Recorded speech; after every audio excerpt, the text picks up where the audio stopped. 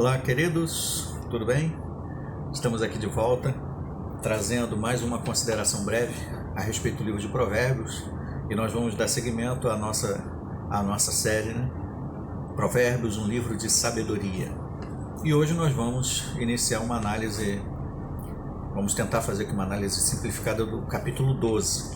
Então, todos os capítulos de 1 a 11 nós já consideramos, e o link que leva à playlist onde tem todos os vídeos, considerando os capítulos de 1 a 11, vão estar aí nesse link que eu vou colocar na descrição do vídeo. Vai ser um prazer saber que você também assistiu, né, e tirou proveito dessa consideração que nós fizemos aqui com tanto prazer.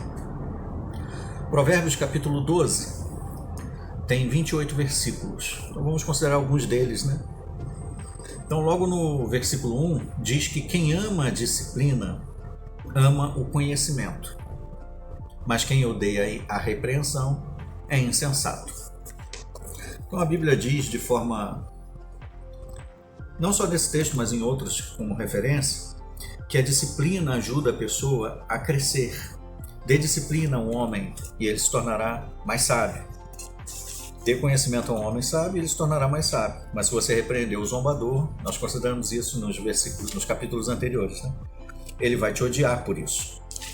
Então, a pessoa que ama a disciplina, a pessoa que ama aprender, ser corrigida, isso a ajuda a crescer.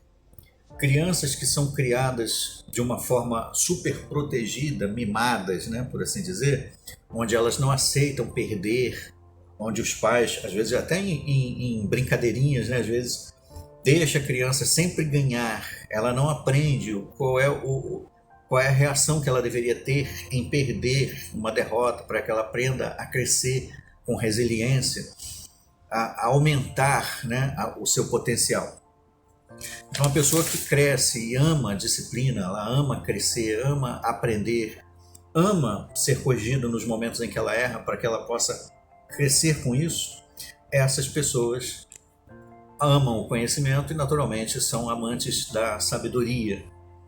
Como diz a palavra, né, cunhada, geralmente usada na área dos grandes sábios gregos, né, a filosofia, o amante, o amigo da sabedoria.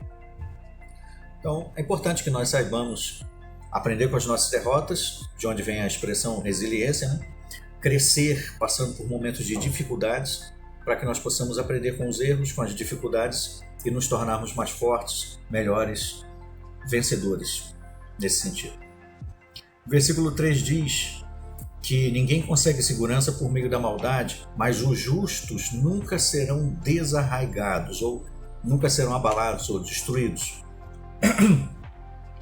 Essa é uma expressão que na verdade é uma garantia que o nosso Criador dá, né, o autor das Escrituras Sagradas, inclusive o próprio Senhor Jesus Cristo garantiu em João capítulo 11, onde ele diz: quem depositar fé em mim, ainda que morra, viverá outra vez, ou nunca morrerá. No sentido de que, para Deus, todos estão vivos, até mesmo aqueles que faleceram na carne. Então, o justo nunca será desarraigado, nunca será abalado, no sentido de que a sua fé ou a sua esperança permanece intacta, independente dos problemas ou contratempos que ela vem enfrentar no percurso da sua vida. O versículo 4 fala da esposa capaz, que naturalmente não se aplica só à esposa, se aplica também ao marido. O texto diz que a esposa capaz é uma coroa para o seu marido, mas a esposa que age de modo vergonhoso, a esposa que age de modo vergonhoso é uma podridão aos ossos dele. Uma desgraça, né? Então, aplicando a ambos os cônjuges, marido ou mulher, o cônjuge, que na verdade é uma pessoa capaz dentro da sua atividade, da sua tarefa, da sua responsabilidade no âmbito familiar, essa pessoa que cuida do lar, cuida da disciplina dos filhos, cuida dos seus quefazeres, da sua responsabilidade de colocar comida na mesa, de educar, de proporcionar a educação física, intelectual, espiritual, emocional. Esses são coroa para o seu cônjuge. São pessoas que realmente dão prazer, porque gera o crescimento familiar, né, e a aproximação mútua dos membros da família.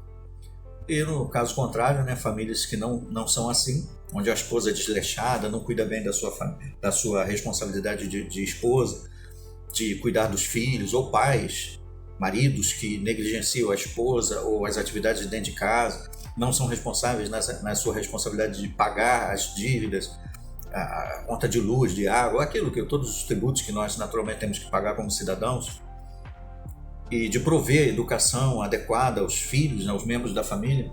Então esses são podridão para os ossos, e não queremos ser de forma alguma assim. Queremos nos esforçar para sermos o melhor possível dentro da nossa capacidade, dentro do nosso lugar na família, quer como marido, quer como esposa, quer como filhos. O versículo 8 diz que o homem que fala com prudência é elogiado. E não é muito bom quando nós encontramos pessoas que são ponderadas no falar, pesam aquilo que falam, não são aquelas pessoas que são como... Como é que a gente pode falar, né? Qual o termo que a gente pode usar que não seja grotesco ou ofensivo? Não são como fossas, né? Como esgoto que desemboca no mar, de onde sai qualquer sorte de sujeira. Então, pessoas que são ponderadas na maneira de falar, que pensam, que dosam o que falam, que é agradável ouvir tais pessoas, essas pessoas são elogiadas, são benquistas, é agradável estar do lado delas. Mas aquele que é de coração tortuoso será tratado com desprezo. Interessante que o capítulo 29, versículo 9, nós ainda vamos chegar lá, mas tem um verbete bem parecido. Provérbios 29, 9 diz assim, ó: se um sábio pleiteia com um insensato, quer ele se encolerize ou ria, não terá descanso. Ou seja, se uma pessoa não sabe o que falar, né? Se ela fala com uma pessoa insensata, uma pessoa que não dosa aquilo que fala, o que nós escutamos, né, daquela pessoa normalmente? Quando nós tentamos argumentar, debater, conversar com alguém que é insensato, nós ouvimos impropérios, né? Insultos, palavrões, palavras de baixo calão, enquanto que as pessoas que são sábias, pessoas que são ponderadas, né, dosadas no falar, essas pessoas realmente conseguem até mesmo quebrar uma discussão. O versículo 10 diz que o justo cuida dos seus animais domésticos. Hoje em dia a gente vê muita campanha falando sobre pessoas que abandonam cães, né, na estrada, judia dos animais. Existe muito também hoje em dia muitos gastos com pet, né, com animais de estimação.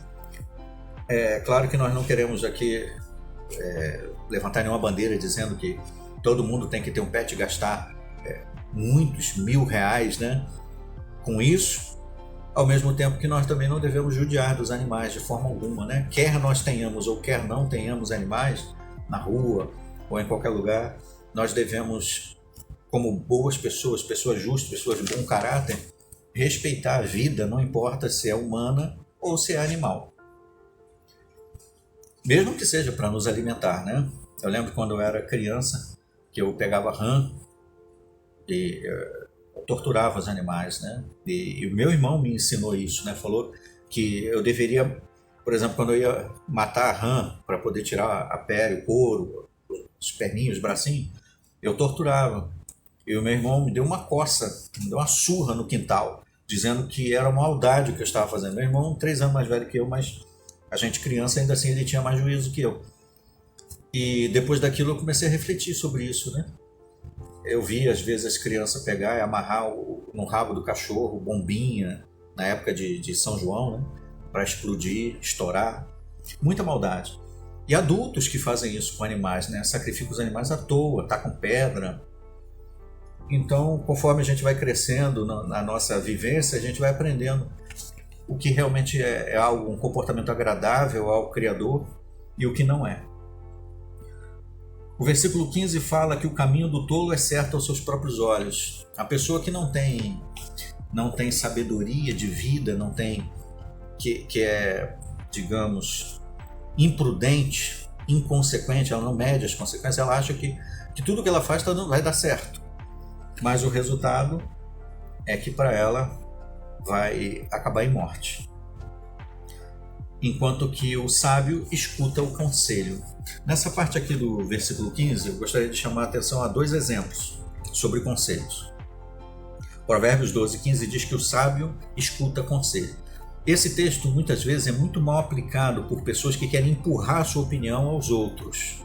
E nesse ponto eu gostaria de dar um alerta citando 2 exemplos de conselhos na Bíblia. Geralmente as pessoas falam: a pessoa que é humilde acata o conselho. A pessoa que é arrogante não acata o conselho. É uma maneira, né, de fazer as pessoas sempre fazer aquilo que nós estamos aconselhando, que na verdade é a nossa opinião. Mas será que é assim sempre? Temos o exemplo lá em Êxodo, capítulo 18, talvez você se lembre, do sogro de Moisés, Jetro. Quando eles estavam no deserto, Jetro chegou e viu Moisés nas atividades diárias dele, sentado ouvindo todas as pessoas da nação de Israel, os líderes, os homens, né, para julgar os casos, para dar conselhos, disputas que estavam acontecendo. Jetro viu aquilo e viu que era muito desgastante para Moisés. Jetro era o pai de Zípora, a esposa de Moisés. Jetro era um líder lá de Midian, né, era midianita. E ele não era israelita, detalhe. Moisés foi designado pelo próprio Deus para ser o líder da nação de Israel. Tanto é que Deus falava com Moisés face a face. Mas Moisés ouviu o conselho de Jetro, que Jetro chegou e disse: não é bom o jeito que você está fazendo, você vai se esgotar. Divide isso aí com homens que sejam capazes e a tarefa vai ficar livre. As coisas que for muito mais difíceis, aí sim você cuida. Moisés fez isso e designou lá 70 homens competentes, e as tarefas de julgar e de decidir assuntos ficou bem dividido, né? Moisés acatou um conselho. Mas por que ele acatou o conselho? Ele acatou um conselho porque ele analisou o conselho era bom. Ele poderia ter dito para Jetro: quem é você para me dar conselho? Você nem é israelita. Se fosse para fazer do jeito que você está falando, o próprio Jeová tinha dito para eu fazer assim, mas ele não disse nada. Então eu vou esperar que um dia ele diga, e aí eu farei. Mas não, Moisés ouviu, viu que o conselho era bom e o aplicou. Isso significa então que todo conselho tem que ser ouvido e aplicado sem questionar? Vamos ver um outro conselho? Vai lá no livro de Mateus, capítulo 16, e a gente vê, dos versículos 16 em diante, Jesus elogiando o apóstolo Pedro, porque ele perguntou assim: e vocês, quem dizem que eu sou? O apóstolo Pedro disse: tu és o Cristo, filho do Deus vivente. Aí Jesus elogiou Pedro, né, por isso. Quando chega no versículo 23, um pouco antes, no versículo 22, Pedro diz assim, ó, Pedro chama Jesus à parte e começa a repreendê-lo, dizendo: Deus não permita, Senhor, isso jamais acontecerá. Por que Pedro disse isso? Porque Jesus tinha dito que ele ia sofrer na mão dos anciãos, ele ia ter uma morte terrível, uma morte que ele sabia que era sacrificial. Pedro disse: não, Deus não permita, jamais isso vai te acontecer, poupe-se, né? Para que você precisa passar por isso tudo? Deu um conselho a Jesus de que Jesus poderia evitar aquele sofrimento. Era um conselho que estava preocupado com o bem-estar de Jesus?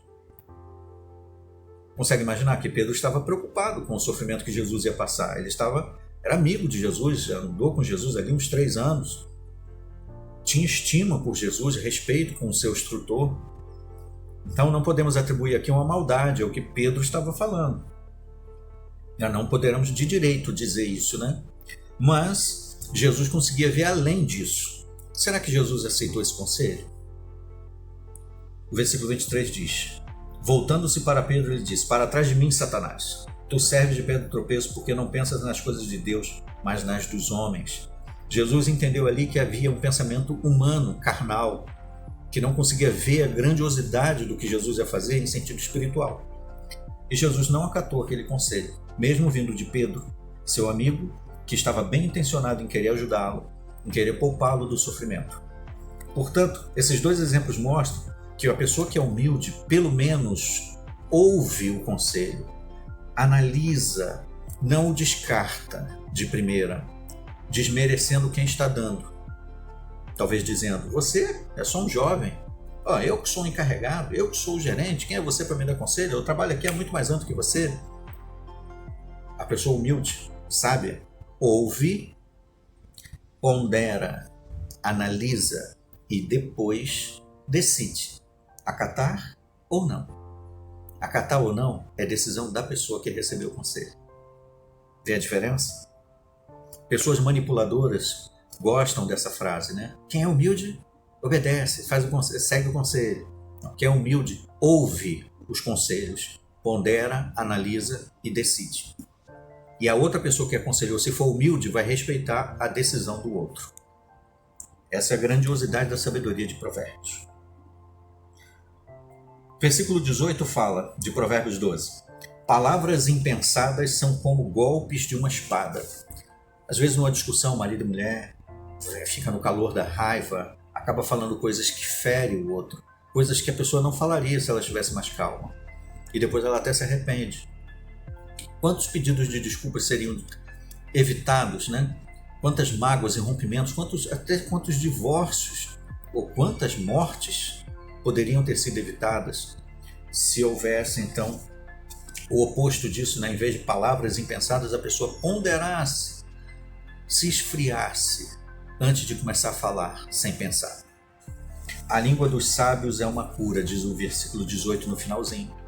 A pessoa que pondera o que vai falar, ela sabe como dizer de um jeito que não vai magoar aquele que está ouvindo. O livro de Efésios, capítulo 4, versículo 29, diz assim: não saia da vossa boca nenhuma palavra indecorosa, mas a que seja necessária para a edificação, para dar graça aos que o ouvem, para edificar o ouvinte.